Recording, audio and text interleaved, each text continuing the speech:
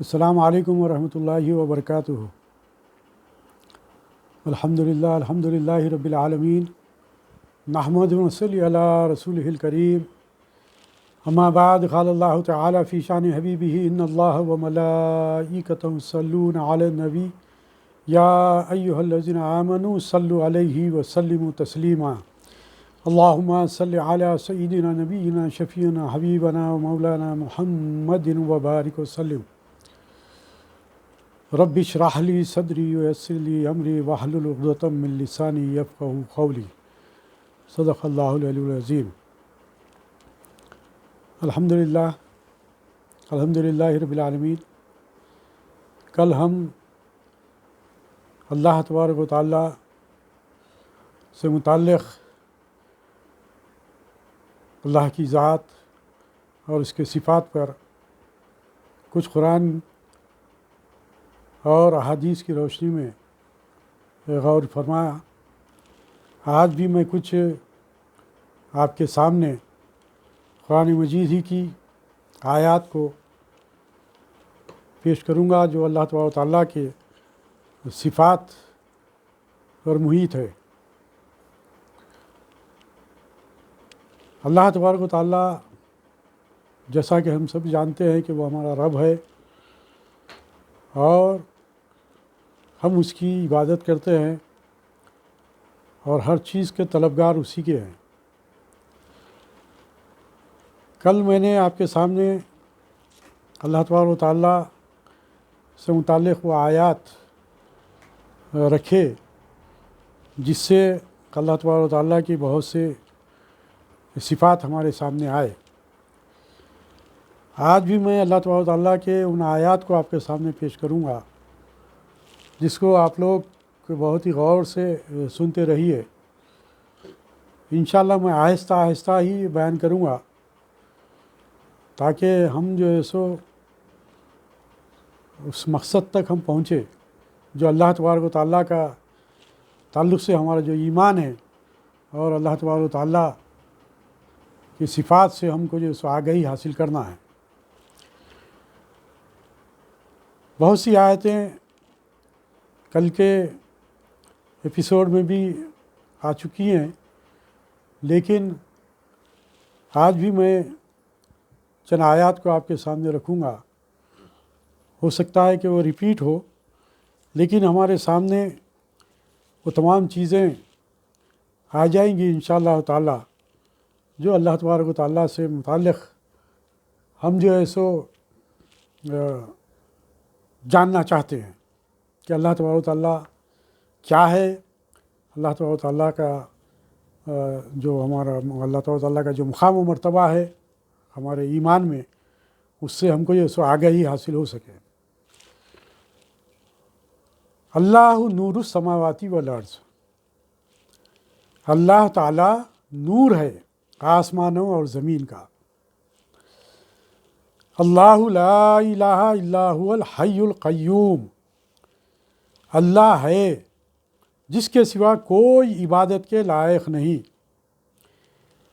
وہ آپ ہی سے زندہ ہے اور تمام کائنات کو قائم رکھے ہوئے ہے۔ واللہ واسع علیم، اور اللہ وسعت والا اور علم والا ہے۔ واللہ عزیز ذو انتقام، اور اللہ غالب بدلہ لینے والا ہے۔ واللہ بصیر بالعباد، اور اللہ بندوں کو دیکھتا ہے۔ واللہ رؤوف بالعباد، اور اللہ بندوں پر مہربان ہے۔ واللہ ولی المؤمنین، اور اللہ ایمان والوں پر مہربان ہے اور ایمان والوں کا والی ہے۔ واللہ ذو الفضل العظیم، اور اللہ بڑے فضل والا ہے۔ واللہ ذو الفضل علی المؤمنین، اور اللہ مسلمانوں پر فضل کرتا ہے۔ واللہ خیر الرازقین، اور اللہ بہتر روزی دینے والا ہے۔ واللہ خیر و ابقی، اور اللہ بہتر ہے اور سب سے زیادہ باقی رہنے والا ہے۔ واللہ بما تعملون خبیر، اور اللہ تمہارے کاموں سے خبردار ہے۔ واللہ علی کل شیء شہید، اور اللہ کے سامنے ہر چیز ہے۔ واللہ غنی حمید، اور اللہ بے نیاز ہے، سب خوبیوں سے سراہا ہوا۔ واللہ علی کل شیء قدیر، اور اللہ ہر چیز پر قدرت رکھتا ہے۔ ان اللہ کان توابا رحیما، بے شک اللہ بڑا توبہ قبول کرنے والا ہے۔ ان اللہ کان عفوا غفورا، بے شک اللہ معاف کرنے والا، بخشنے والا ہے۔ ان اللہ کان عزیزا حکیما، بے شک اللہ غالب حکمت والا ہے۔ ان اللہ کان سمیعا بصیرا، بے شک اللہ سنتا دیکھتا ہے۔ ان اللہ کان غفورا رحیما، بے شک اللہ بخشنے والا مہربان ہے۔ فإن اللہ کان عفوا قدیرا، تو بے شک اللہ معاف کرنے والا، قدرت والا ہے۔ ان اللہ کان علیا کبیرا، بے شک اللہ ہے سب سے اوپر بڑا۔ ان اللہ کان علیما خبیرا، بے شک اللہ سب کچھ جاننے والا، خبردار ہے۔ ان اللہ علیم خبیرا، بے شک اللہ جاننے والا، بتانے والا ہے۔ ان اللہ علیم بذات الصدور، ان اللہ یجزی المتصدقین، بے شک اللہ خیرات والوں کو صلہ دیتا ہے۔ یہ میں نے آپ کے سامنے جتنی آیات کی تلاوت کا شرف حاصل کیا، اس کے اندر آپ ایک چیز محسوس کیے ہوں گے کہ اس کے اندر میں نے اللہ تبارک و تعالیٰ کے اس میں ذات کو، اللہ کا جو نام ہے وہ ان تمام آیات میں موجود ہے۔ اس سے پہلے کل جو میں نے سرکار اللہ تبارک و تعالیٰ کے جو صفات کے تعلق سے جو آیات میں نے رکھی تھی وہ صفات پر منحصر تھے، لیکن آج جو میں نے آپ کے سامنے جن آیات کی تلاوت کا شرف حاصل کیا، اس میں اللہ جو نام ہے اللہ تبارک و تعالیٰ کا، وہ نام ان آیات میں شامل ہے، اور یہ اللہ تبارک و تعالیٰ کے صفات رہے ہیں۔ اب یہ دیکھیے آپ کہ اللہ تبارک و تعالیٰ اس قدر ہم پر مہربان ہے، اور اللہ تبارک و تعالیٰ کا وہ مقام و مرتبہ ہے، وہ ایسا رب ہے جو ساری کائنات کو سنبھالے ہوئے ہے، وہ ایسا رب ہے جو ہر ایک کی ضرورتوں کو پورا کرتا ہے، وہ خالق ہے، پیدا کرنے والا ہے، نہ صرف پیدا کرتا ہے بلکہ جو ضروریات ہے انسان کی زندگی کے لیے وہ تمام چیزیں اللہ تبارک و تعالیٰ فراہم کرتا ہے، تمام چیزیں۔ اب اس کے اندر بارش بھی ہے، ہوا بھی ہے، پانی بھی ہے، غذا بھی ہے، آدمی کو جو ہے سو تمام چیزیں، ہوا سے خمسہ میں جتنی چیزیں ہیں، سنتے ہیں، دیکھتے ہیں، اللہ تبارک و تعالیٰ نے تمام چیزیں ہم کو یہ سو عطا کیا۔ تو اس وجہ سے ہم اس کا جس قدر بھی اس کی حمد و ثنا بیان کریں، اس کا شکر ادا کریں، وہ کم ہیں۔ اسی لیے ہم سب سے پہلے جو ہم قرآن مجید کی جو سورہ فاتحہ، فاتحۃ الکتاب جو قرآن مجید کو کھولنے والی کتاب ہے، اس کے اندر ہم سب سے پہلی جو آیت ہم جو پڑھتے ہیں وہ بسم اللہ الرحمن الرحیم کے بعد جو ہم جو آیت پڑھتے ہیں اس کے اندر اسی بات کا اظہار کرتے ہیں۔ کیا؟ بسم اللہ الرحمن الرحیم الحمدللہ رب العالمین، کہ بے شک تمام تعریفیں اور تمام شکر جو اللہ تبارک و تعالیٰ نے ہمیں نعمتیں عطا کی ہے اس کا ہم شکر ادا کرتے ہیں۔ صرف حمد نہیں، صرف ثنا نہیں، بلکہ اس کا ہم شکر بھی بجا لاتے ہیں، شکر بھی ادا کرتے ہیں۔ اور حمد کے جب تک کہ دونوں معنی ہم نہیں لیں گے اس وقت تک کہ وہ پورے معنی نہیں ہوتے، اس لیے ہم کیا کرتے ہیں، اللہ تبارک و تعالیٰ کا حمد بھی بیان کرتے ہیں، اس کی تعریف بھی بیان کرتے ہیں، اور اس کا شکر بھی ادا کرتے ہیں۔ حمد کے ساتھ اس کا شکر بھی ادا کرتے ہیں کہ اے باری تعالیٰ تو نے ہم کو زندگی عطا کی اور سب سے بڑا شکر جو ہم ادا کرتے ہیں اللہ تبارک و تعالیٰ کا کہ اس بنیاد پر، اس بنا پر کہ اس نے ہمیں امت محمدی صلی اللہ علیہ وسلم میں پیدا فرما کر ہم پر بہت بڑا احسان عظیم کیا۔ تو وہ ہمارا رب ہے جس کے جو آیات، جو اللہ جو نام تھا، جو قرآن مجید میں مختلف آیات میں جو اللہ کے نام سے جو آیات رہی ہے، اس میں سے چند آیات میں نے آپ کے سامنے پڑھی، اور اس کے اندر اللہ تبارک و تعالیٰ کی وہ تمام چیزیں بھی جو سو بہت سی چیزیں اس کے اندر آ چکی ہے۔ اب ہمارے کو یہ دیکھنے کا ہے، جب اللہ تبارک و تعالیٰ ہم پر اتنا مہربان ہے، جب وہ سب کچھ ہمارے لیے کرتا ہے، ہماری تمام ضروریات کو پورا کرتا ہے، ہم کو جو چاہیے، ہم جو دعا مانگتے ہیں اس کو وہ اگر ہمارے حق میں بہتر ہے تو وہ دنیا میں عطا کرتا ہے۔ اللہ تبارک و تعالیٰ کے تعلق سے روایات میں یہ بات آتی ہے دعاؤں کے تعلق سے کہ اللہ تبارک و تعالیٰ اس بندے کو پسند کرتا ہے جو بندہ اللہ کے حضور گڑ گڑاتا ہے اور اس سے دعائیں مانگتا ہے۔ اللہ تبارک و تعالیٰ ایسے بندوں کی دعاؤں کو قبول کرتا ہے۔ اب جو دعائیں ہمارے حق میں بہتر ہوتی ہیں وہ دنیا ہی میں ہم کو اگر دینا بہتر سمجھتا ہے تو وہ ہمیں دنیا میں وہ دے دیتا ہے، لیکن اس کے باوجود جو دعائیں ہم کو ظاہری طور پر یہ محسوس ہوتا ہے کہ ہماری دعا قبول نہیں ہوئی، تو وہ اللہ تبارک و تعالیٰ بہتر جاننے والا ہے کہ اس دعا میں ہمارے لیے بہتری تھی یا ہمارے لیے جو ہے اس میں نقصان تھا۔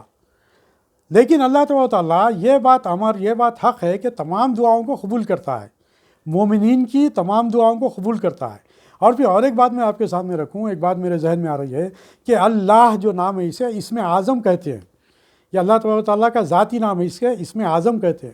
اور جو اسم اعظم کے نام کو لے کر جو اللہ تبارک و تعالیٰ سے دعائیں کرتے ہیں، اللہ تبارک و تعالیٰ ان دعاؤں کو بھی قبول کرتا ہے۔ جیسا کہ ایک روایت جو عام اور ہم جو جس پر جیسا ہم کا ہمارا یقین ہے اور ہم اعتماد کرتے ہیں، اور ہمارا یہ سو یقین ہے اس بات پر کہ وہ دعا قبول ہوتی ہے جس دعا سے پہلے سرکار دو عالم صلی اللہ علیہ وسلم پر درود و سلام کے نذرانے ہم بھیجتے ہیں، درود شریف پڑھ کر ہم جو دعا کرتے ہیں، اور پھر دعا کرنے کے بعد میں پھر اللہ تعالیٰ کے حضور جب ہم دعا کرتے ہیں اس کے بعد بھی پھر درود شریف کا نذرانہ ہم سرکار صلی اللہ علیہ وسلم کے سامنے دربار میں پیش کرتے ہیں، تو ایسی دعائیں اللہ تعالیٰ قبول کرتا ہے۔ تو وہ ایسا رحمان و رحیم ہے کہ ہماری دعاؤں کو قبول کرنے والا ہے۔ جو دعائیں دنیاوی اعتبار سے ہمارے لیے بہتر نہ ہو ان دعاؤں کو روکے رکھتا ہے اللہ تعالیٰ، ان دعاؤں کا اجر و ثواب، وہ دعاؤں کا اثر قیامت میں اللہ تعالیٰ ہمارے کو عطا کرے گا۔ تو بولنے کا مطلب یہ ہے کہ ایسے رحمان و رحیم کے ہم بندے ہیں، ایسے رحمان و رحیم کے ہم بندے ہیں، تو ہمارا بھی کچھ فریضہ بنتا ہے کہ اس کے لیے ہم کچھ کریں، اس کے لیے بھی ہم کچھ سوچیں، اس کے لیے بھی کچھ ہم غور و فکر کریں کہ ہماری زندگی کا مقصد کیا ہے، وہ ہم سے کیا چاہتا ہے، وہ ہم سے کیا چاہتا ہے، اس نے انبیاء کرام سے کیا چاہا، صحابہ کرام سے کیا چاہا، اور پھر صحابہ کرام کو دیکھ کر اولیاء اللہ بزرگان دین جو متقی پرہیزگار صالحین نے کس طرح اپنی زندگی گزاری، وہ تمام جو ہمارے سامنے جو مثالیں ہیں سرکار دو علیہ وسلم کی، تمام حیات مبارکہ ہمارے سامنے ہیں، آپ کی پیدائش سے لے کر پردہ فرما جانے تک کی ساری حیات مبارکہ ہمارے سامنے ہیں۔ اسی طریقے سے سرکار صلی اللہ علیہ وسلم کو دیکھ کر صحابہ کرام نے جو زندگی گزاری وہ بھی ہمارے سامنے ہیں، پھر صالحین کی زندگی ہمارے سامنے ہیں۔ ان تمام چیزوں کو اللہ تعالیٰ نے یہ ظاہر کر دیا، یہ بتا دیا کہ جو اللہ کی راہ میں اللہ کے پسندیدہ اعمال کو اگر عمل پیرا ہوتے ہیں تو اللہ تعالیٰ انہیں یہ مقام و مرتبہ عطا کرتا ہے۔ تو آپ کے سامنے میں ایک بات عرض کرنا چاہوں گا کہ صالحین کا مقام و مرتبہ ہر مسلمان حاصل کر سکتا ہے، اس پر کسی کی اجارہ داری نہیں ہے۔ یہ بات میں وضاحت کے ساتھ آپ کے سامنے رکھنا چاہتا ہوں کہ ہر مسلمان کو صالح بننے کے لیے، اللہ تبارک و تعالیٰ کے صالح بندوں میں شامل ہونے کے لیے جہد مسلسل کرنے کی ضرورت ہے۔ صبح اٹھنے سے لے کر رات کے سونے تک اللہ تبارک و تعالیٰ کے احکام اور سرکار دو عالم صلی اللہ علیہ وسلم کے بتلائے ہوئے راستے پر چلنے کی ضرورت ہے، اور جو اس پر عمل پیرا ہوتا ہے اسی کو متقی و پرہیزگار قرار دیا جاتا ہے۔ اور اللہ تبارک و تعالیٰ کے پاس ایسے ہی بندوں کو مقام و مرتبہ ہے۔ ان اکرمکم عند اللہ اتقاکم، اللہ تبارک و تعالیٰ کے پاس وہی بندے مکرم ہے، انہی کے اللہ تبارک و تعالیٰ کے پاس قدر ہے جو تقوی و پرہیزگاری کی زندگی اختیار کرتے ہیں، جو اللہ تبارک و تعالیٰ نے جو فرائض ہم پر عائد کیے ہیں اسلام کی روشنی میں، لا الہ الا اللہ محمد رسول اللہ کہہ کر ہم اسلام میں داخل ہو گئے۔ اسلام میں داخل ہونے کے بعد جو فرائض اللہ تبارک و تعالیٰ نے ہم پر عائد کیے، نماز، روزہ، زکوٰۃ، حج اور جہاد، ان تمام اعمال پر ہم کو عملی طور پر عملی اقدامات کرنا ہمارے لیے ضروری ہے۔ اسی لیے جو ہے سو ہم کو جو ہے سو اس بات کی فکر کرنی ہے کہ ہماری اپنی زندگیوں میں جو گزر گئی اس سے ہم کو توبہ کر لیں۔ لیکن انشاءاللہ تعالیٰ اس بات کا ہم ارادہ کریں، توبۃ النصوح کہا گیا قرآن مجید میں، کہ ایسی توبہ کریں کہ ہم اس بات کا ہم خود اپنے دل میں اس بات کو ٹھان لیں کہ ہم انشاءاللہ تعالیٰ، اے رب العالمین تو ہمیں ہدایت کا راستہ دکھا، تو ہمیں ہدایت کے راستے پر چلا، ہمارے دلوں میں نور بھر دے، ہمارے دلوں میں وہ کیفیت بھر دے جو مومنینہ صفات رکھتے ہیں۔ اگر یہ معاملہ اگر ہم کو چاہیے تو پھر ہمارا فریضہ بنتا ہے کہ ہم کل تک جو ہو گئے ہم سے گناہ، اس کی ہم توبہ کریں، اور توبہ کر کر ہمارے کو اللہ تبارک و تعالیٰ کے جو تقاضے ہیں، اللہ تبارک و تعالیٰ جو چاہتا ہے اس کی طرف ہم کچھ توجہ کریں۔ اس کے تعلق سے میں چند آیات آپ کے سامنے رکھتا ہوں، جو آپ کو اشارتاً میں آپ کے سامنے رکھ رہا ہوں، کیونکہ وقت کی کمی کی وجہ سے میں اشارے دے رہا ہوں، الحمدللہ اشارے دے رہا ہوں جس پر آپ سمجھ جائیں گے۔ کیا؟ سب سے پہلی بات یہ کہ یا ایھا الذین آمنوا آمنوا باللہ، یہ تعلق سے بھی ہمارے سامنے باتیں آ گئی ہیں۔ چونکہ یہاں پر میں اللہ تعالیٰ کی صفات، اللہ تعالیٰ کی تعریف میں ہم یہ باتوں کو جو ہے سو لے کر بڑھ رہے ہیں۔ آج کی جو مجلس ہے اللہ تعالیٰ کے تعلق سے آمنت باللہ سے متعلق ہم جو ہے سو غور و فکر کر رہے ہیں۔ اس لیے یہاں پر اس آیت کو یا ایھا الذین آمنوا آمنوا باللہ، آیت میں کیا ہے؟ آگے اور بھی ہے، کیا ہے؟ باللہ ورسولہ، یا ایھا الذین آمنوا آمنوا باللہ ورسولہ ثم لم یرتابوا، یہ آیت ہے مکمل۔ لیکن اللہ تبارک و تعالیٰ جو ہم سے مطالبہ کرتا ہے تو کیا ہے؟ اے ایمان والو ایمان لاؤ۔ ایمان والوں سے اللہ مخاطب ہے، اور ایمان والوں ہی سے کہہ رہا ہے کہ اے ایمان والو ایمان لاؤ، اس پر، اللہ پر اور اس کے رسول پر، اور پھر اس میں ذرہ برابر بھی شک نہ کرو۔ یہی اصل بنیاد ہے کہ اللہ تبارک و تعالیٰ پر اور سرکار دو عالم صلی اللہ علیہ وسلم پر کامل ایمان ہونا ہے، کامل ایمان ہونا ہے۔ یہی ایمان تھا صحابہ کرام کو سرکار دو عالم صلی اللہ علیہ وسلم پر، جس کی وجہ سے سرکار دو عالم صلی اللہ علیہ وسلم نے جو عمل کر کر بتلا دیا، صحابہ کرام فوراً اس پر عمل پیرا ہو گئے۔ فاتبعونی، کہ اللہ تبارک و تعالیٰ قرآن مجید میں یہی بات کہی کہ میری اتباع کرو، تو صحابہ کرام سرکار دو علیہ وسلم کی اتباع کر کر بتلائے۔ تو ایمان کامل بنیادی طور پر سب سے پہلے کس پر؟ سرکار دو عالم صلی اللہ علیہ وسلم پر ایمان، تاکہ سرکار دو عالم صلی اللہ علیہ وسلم پر ہمارا جس قدر مضبوط ایمان، جس قدر سرکار صلی اللہ علیہ وسلم سے ہم کو بے انتہا محبت، جیسا کہ ایمان میں داخل ہے کہ ہر چیز سے بڑھ کر ہم کو اللہ اور اس کے رسول سے محبت ہونی ہے، تو یہ جو حقیقی جو ایمانی جو کیفیت ہے، یہ ایمانی کیفیت اگر ہمارے اندر پیدا ہوگی تب ہم ہر بات کو حق مانیں گے، قرآن کے تمام جو احکام ہیں اس کو حق مانیں گے، کیونکہ ہم سرکار دو علیہ وسلم نے ہمارے سامنے قرآن کو قرآن کہہ کر پیش کیا۔ سرکار صلی اللہ علیہ وسلم سے محبت رہے گی تو ہم سرکار صلی اللہ علیہ وسلم کی محبت میں سرکار صلی اللہ علیہ وسلم کو جو چیز پسند ہے وہ عمل کرنے کی ہم کوشش کریں گے۔ مطلب یہ ہے کہ سرکار صلی اللہ علیہ وسلم کی ان سنتوں کو اپنانے کی ہم کوشش کریں گے۔ ایسا نہیں کہ ہم اپنی من مانی زندگی گزارے اور دوسری طرف ہم یہ کہیں کہ ہم کو اللہ اس کے رسول سے محبت ہے، ہم اللہ اس کے رسول کی سے جو ہے سو ہم اس کی اطاعت کرتے ہیں یا ہم اس کی اتباع کرتے ہیں، لیکن دوسری طرف ہم پلٹ کر اگر دیکھیں تو اس کے برخلاف ہم اپنی زندگی گزار رہے ہیں، تو کس طرح ہماری زندگی مومنانہ ہوگی، کس طرح ہم مسلمان ہوں گے، کس طرح ہم اسلام پر پوری طریقے سے عمل پیرا ہوں گے۔ اسی لیے اللہ تعالیٰ نے قرآن مجید میں کہا، کیا کہا؟ یا ایھا الذین آمنوا۔ اب آپ دیکھیے، غور فرمائیے، ایمان والوں سے اللہ مخاطب ہے، کافر سے نہیں ہے، ملحد سے نہیں ہے، مشرک سے نہیں ہے، یہودی سے نہیں ہے، نصرانی سے نہیں ہے، اللہ تبارک و تعالیٰ ایمان والوں سے مخاطب ہے، اور مخاطب ہو کر اللہ تبارک و تعالیٰ کیا کہہ رہا ہے؟ اے ایمان والو، یا ایھا الذین آمنوا ادخلوا فی السلم کافہ، اے ایمان والو اسلام میں پورے کے پورے داخل ہو جاؤ۔ ہمارے سامنے اس سے پہلے جو مجلس ہماری رہی ہے اس کے اندر بھی باتیں آئی، منافقین کے تعلق سے جو باتیں آئی اس پر بھی ہم کو غور و فکر کرنا ہے کہ اللہ تعالیٰ ہم سے یہ کہہ رہا ہے، ایمان والوں سے مخاطب ہو کر کہہ رہا ہے کہ اسلام میں پورے کے پورے داخل ہو جاؤ، وَلَا تَتَّبِعُوا خُطُوَاتِ الشَّيْطَانِ، اور شیطان کے راستے پر مت چلو، اِنَّهُ لَكُمْ عَدُوٌّ مُبِينٌ، بے شک وہ تمہارا کھلا دشمن ہے۔ اللہ تعالیٰ پوری وضاحت کے ساتھ ہمارے سامنے اللہ تعالیٰ نے قرآن کی صورت میں احکامات نازل کر دیے، ہمارے سامنے وہ احکامات رکھ دیے، اور اس کی طرف جو سو ہماری نشاندہی کر دی کہ ہم اگر ایمان والے ہیں تو اسلام میں پورے کے پورے داخل ہوں گے، ہم اپنی مرضی کا دین لے کر نہیں چلیں گے، ہم اپنی مرضی سے جو چیزیں ہمارے لیے فائدہ مند ہے اس کو ہم نہیں لے لیں گے، جس سے ہمیں بارے گراں گزرتا ہے، جو ہماری نفس پر بارے گراں گزرتا ہے، جس سے ہمیں دنیاوی اعتبار سے کچھ حد تک نقصان ہونے کا اندیشہ ہے، تو ان چیزوں کو ہم ترک نہیں کر سکتے، چاہے اس میں ہمارے لیے بھلائی ہو دنیاوی اعتبار سے، یا اس کے اندر ہمیں نقصان نظر آئے دنیاوی اعتبار سے، تو بھی ہم کو وہ احکام قابل قبول ہے جو احکام اللہ تبارک و تعالیٰ نے دے دیے، جو سرکار دو علیہ وسلم نے بتلا دیے، اس سے ہٹ کر دوسری کوئی چیز ہمارے لیے قابل قبول نہیں ہے۔ اسی لیے کہتے ہیں کہ شریعت کا معنی کیا ہے؟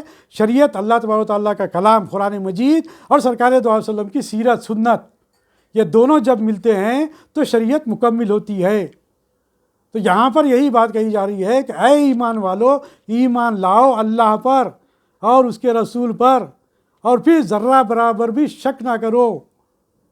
یہ حقیقی ایمان ہے، یہ حقیقی ایمان ہے۔ اس کے لیے ہم کو تیار ہونے کی ضرورت ہے، تمام محبتیں ترک کرنا پڑے گا، تمام ہماری نفسانی خواہشات ترک کرنا پڑے گا، تمام ناجائز اوامر ہم کو ترک کرنا پڑے گا، چاہے اس کے معاملے میں چاہے اپنا نفس ہو، چاہے اپنے ماں باپ ہو، چاہے اپنے عزیز و اقارب ہو، چاہے اپنی اولاد ہو، ہمارے سامنے اہمیت جس بات کی رہے گی وہ اللہ اس کے رسول کے احکام کی رہے گی۔ اس کی خلاف ورزی اگر کوئی کرتا ہے تو اس کو روکنا، اس کو بتانا، اس کو جو ہے سو تنبیہ کرنا، اس کی اصلاح کرنا، نیکی کی ترغیب دینا، یہ ہمارا فریضہ بنتا ہے، یہ ہمارا فریضہ بنتا ہے۔ اس کے لیے ہم کو جد و جہد کرنا ہے، اس کے لیے ہم کو کوشش کرنا ہے۔ یہ اصل زندگی ہے ہماری، اصل ہماری زندگی کا مقصد یہ ہے، امر بالمعروف نہی عن المنکر، نیکی کا حکم دینا اور برائی سے روکنا، خود نیکی سے بچنا اور دوسروں کو روکنا، خود نیکی پر عمل کرنا اور دوسروں کو ترغیب دینا، خود برائیوں سے بچنا، دوسروں کو روکنے کی کوشش کرنا۔ یہ تمام چیزیں ہمارے لیے اللہ تعالیٰ نے وضاحت کے ساتھ قرآن میں پیش کر دی۔ جب یہ بات ہے، جب ایمان یہ معاملہ ہے، تو پھر اب ہمارا فریضہ کیا بنتا ہے؟ جیسا کہ ہم نے کہا ایاک نعبد و ایاک نستعین، ہم تیری ہی عبادت کرتے ہیں، تجھی سے مدد مانگتے ہیں۔ تو اب یہاں پر ہمارا معاملہ کیا رہے گا؟ الا تعبدوا الا اللہ، یہ کہ اللہ کے سوا کسی کی عبادت نہیں، کسی کی عبادت نہیں۔ عبادت سے مراد میں نے آپ کے سامنے اس سے پہلے بھی عرض کیا، عبادت سے مراد صرف نمازیں نہیں ہیں، عبادت سے مراد صرف زکوٰۃ ادا کر دینا نہیں ہے، عبادت سے مراد صرف روزے رکھ لینا نہیں ہے، عبادت سے مراد صرف حج کر لینا نہیں ہے، عبادت سے مراد وہ ہے کہ ہماری صبح اٹھنے سے لے کر رات تک کی جو زندگی ہے وہ ساری زندگی عبادت بن جائے۔ مطلب یہ کہ ساری زندگی اللہ تبارک و تعالیٰ کے احکامات کے دائرے کار میں رہے۔ تلک حدود اللہ، اللہ تبارک و تعالیٰ نے جو حدود قائم کیے ہیں اس میں ہماری اپنی زندگیوں کو گزارنا پڑے گا، گزارنے کے لیے کوشش کرنا پڑے گا۔ اسی کوشش کا نام جہد و جہد ہے، اسی کوشش کا نام جہاد ہے۔ اس کے لیے جہاد فی سبیل اللہ، اللہ تبارک و تعالیٰ کی راہ میں جہاد کرنا، جہاد بالسیف بھی ہے، تلوار کی جنگ بھی ہے، اور اپنے قلم کی جنگ بھی ہے، اپنے اعمال سے بھی جنگ ہے، اپنے نفس سے بھی جنگ ہے۔ اسی لیے سرکار صلی اللہ علیہ وسلم نے کہا، ایک جہاد سے واپس ہوتے وقت سرکار صلی اللہ علیہ وسلم نے کہا کہ ہم جہاد اصغر سے جہاد اکبر کی طرف لوٹ رہے ہیں۔ مطلب نفس کا جہاد جو ہے یہ ہماری زندگی کے ساتھ لگا ہوا ہے، جہاد اصغر بولتے ہیں اللہ تبارک و تعالیٰ کی راہ میں، جہاں پر دین کو غالب کرنے کے لیے، جہاں پر کافروں سے لڑنے کے لیے سرکار دو علیہ وسلم صحابہ کرام کو لے کر گئے، لیکن جب فتح ہوئی اس کے بعد جب واپس ہوئے تو سرکار صلی اللہ علیہ وسلم نے کیا کہا؟ سرکار صلی اللہ علیہ وسلم نے کہا کہ ہم جہاد اصغر سے جہاد اکبر کی طرف لوٹ رہے ہیں۔ جہاد اکبر کیوں کہا گیا؟ اس لیے کہ وہ تو ایک وقت کی طور پر وہ میدان عمل کا معاملہ تھا، جہاد کرنے کا معاملہ تھا، اللہ پر اور سرکار صلی اللہ علیہ وسلم پر ایمان ہمارا ایسا کامل تھا کہ اللہ کی محبت میں، سرکار کی محبت میں ہم اپنی جانوں کے نذرانے پیش کرنے کے لیے ہم تیار ہیں اور پیش کیے، یہ ایمان حقیقی۔ لیکن سرکار صلی اللہ علیہ وسلم نے پھر کیا کہا کہ ہم جہاد اصغر سے جہاد اکبر کی طرف لوٹ رہے ہیں۔ مطلب یہ کہ اب جو جہاد ہے، مطلب وہاں ہماری جو زندگی ہے، پرامن ماحول میں آ گئے ہم، اب ہم سکون کے ساتھ اپنی زندگی گزار رہے ہیں۔ تو کیا یہ سکون کے ساتھ جو زندگی گزار رہے ہیں یہ بھی اللہ تبارک و تعالیٰ کے قائم کردہ حدود کے اندر ہے یا پھر اپنی منمانی زندگی گزار رہے ہیں؟ اگر منمانی زندگی گزار رہے ہیں تو اللہ تبارک و تعالیٰ نے جو حدود قائم کیے اس کو آپ پھلانگ رہے ہیں اور پھر اس کی سزا آپ کو ملے گی، اللہ تبارک و تعالیٰ کی نافرمانی کی سزا آپ کو ملے گی۔ اور اگر آپ اس حدود میں رہیں گے اور اس کی زندگی گزاریں گے اسی طریقے سے جو احکام ہیں تو پھر یہ زندگی آپ کی پوری عبادت میں گزرے گی۔ ماں باپ کے ساتھ حسن سلوک عبادت، اعلی اولاد کی تعلیم و تربیت عبادت، بہتر سے بہتر اچھا ہمارے گھروں میں دسترخوان کو ایسو وسیع کریں، اچھا کھلائے پلائے عبادت، عقل حلال کمائے عبادت، تمام چیزیں جو سو عبادت میں شامل ہے، تمام چیزیں عبادت میں شامل ہے۔ عقل حلال کمانا عبادت میں شامل ہے، حرام سے بچنا عبادت میں شامل ہے، نفسانی خواہشات پر جو سو ہم کو قابو لانا یہ عبادت ہے۔ تو اس طریقے سے ہم کو جو سو اللہ تبارک و تعالیٰ کے قائم کردہ حدود میں ہم کو اپنی زندگی گزارنا ہے۔ اللہ تبارک و تعالیٰ جو ہمارے سامنے جو احکام ہمارے سامنے اللہ تبارک و تعالیٰ نے جو رکھے، انشاءاللہ تعالیٰ اس قسم کے یہ گفتگو ہماری جاری رہے گی، لیکن اللہ تبارک و تعالیٰ سے دعا ہے کہ اے باری تعالیٰ جو کچھ ہم پڑھ رہے ہیں، جو کچھ ہم سن رہے ہیں، جو کچھ ہم کہہ رہے ہیں اس پر عمل کرنے کی توفیق عطا فرما۔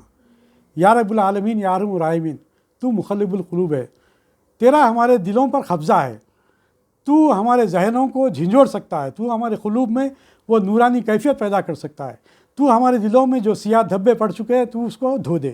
اے رب العالمین، ہم گنہگار ہیں، ہم اس بات کا بہت ہی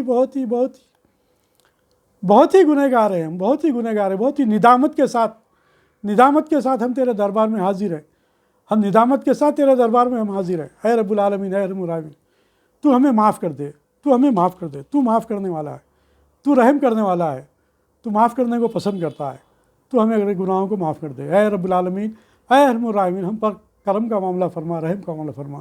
ربنا آتینا فی الدنیا حسنۃ وفی الآخرۃ حسنۃ وقنا عذاب النار بفضل سبحان ربک رب العزۃ عما یصفون وسلام علی المرسلین والحمد للہ رب العالمین۔